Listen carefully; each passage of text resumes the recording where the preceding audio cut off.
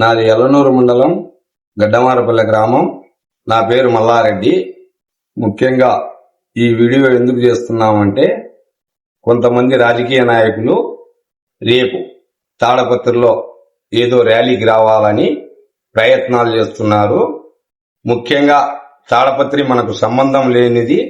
మనకేమన్నా అవసరమైతే సింగళమల్ల కాన్స్టిట్యున్సీలో చేసుకోవాలా తప్ప, మనం 5 సంవత్సరాల నుంచి ప్రశాంతంగా ఉన్నాం. ఎల్లనూరు మండలంలో ఏ కచ్చలు కార్బన్యాలు లేవు. ముందంతా ఫ్యాక్షన్లలో మునిగి తేలినాము, కష్టపడినాం. ఇప్పుడు పిల్లలు చదివించుకుంటున్నాము. పిల్లలు కొంతమంది జాబ్ చేస్తున్నారు. ప్రశాంతంగా ఎవరి తోటలో పనులు వాళ్ళు చేసుకోక తప్పదు.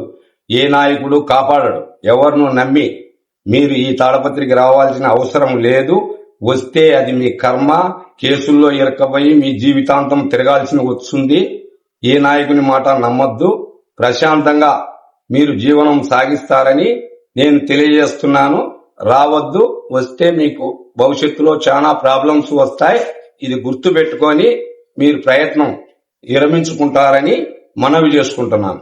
గత వైసీపీ హయాంలో ఈ ఎమ్మెల్యే ఎలక్షన్ల టైంలో, మున్సిపల్ ఎలక్షన్ టైంలో గొడవలు జరిగినప్పుడు అనేక కేసులు మా మీద కూడా పెట్టినారు. అయినా మీ వాళ్ళు కూడా ఎల్లనూరు మండలం నుంచి వచ్చి ఇక్కడ వీడియోలలో రాళ్లు వేసిన వాళ్ళు ఉన్నారు, ఫోటోలు ఉన్నాయి, ప్రూఫ్లు ఉన్నాయి, పేర్లున్నాయి. కానీ మా పల్లెల్లో గొడవలు వద్దు అని వాళ్ళని ఎక్కడా మేము మెడిసిన్ చేయలేదు. అవసరమైతే నెక్స్ట్ వాళ్ళు తాడపత్రికి వస్తే రేపు వాళ్ళ ఫోటోలు, వాళ్ళ పేర్లు అన్ని మెడిసిన్ చేసేదానికి కూడా మేము వెనుకాడము. గత 5 సంవత్సరాలు ఎక్స్ఎమ్మెల్యే గారు అధికారంలో ఉన్నంత వరకు ఎల్లనూరు మండల నాయకుడు ఎవరొచ్చి ఏ పని అడిగినా కూడా సింగళమల్ల పోండి అనేవాళ్ళు. ఇప్పుడు మీకు అది గుర్తుంటే, తాడపత్రికి మమ్మల్ని ఎందుకు పిలుస్తున్నాడు, మేము ఎందుకు రావాలి, మేము బలైపోతామనే ఆలోచన చేసి ఆయనను ఆ క్వశ్చన్ చేస్తే బాగుంటుందని నేను తెలుపుతున్నాను. పెద్దారెడ్డి గారిని మీరు అడగాల.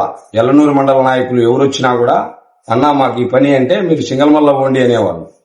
ఈ రోజు ఎల్లనూరు మండల నాయకులతో నీకు ఎందుకు పని పడింది, మేము ఎందుకు రావాలా అని మీరు క్వశ్చన్ చేయండి. ఇబ్బంది ఏమి లేదు. ఇంతవరకు బలైనాము. ఈ 5 సంవత్సరాల నుంచి ప్రశాంతంగా ఉండాం. మన ఊర్లలో ఏ గొడవలు లేవు. పిల్లలు బాగా చదివించుకుంటున్నారు. కొంతమంది జాబ్ చేస్తున్నారు. ప్రశాంతంగా ఉన్నాం. మీరు అనవసరంగా తాడిపత్రికి సంబంధం లేని కాన్స్టిట్యున్సీకి వచ్చి గొడవల్లో ఇరకపోయి మీ జీవితాలు బలి చేసుకోవద్దని నేను మనస్ఫూర్తిగా మనవి చేసుకుంటున్నాను.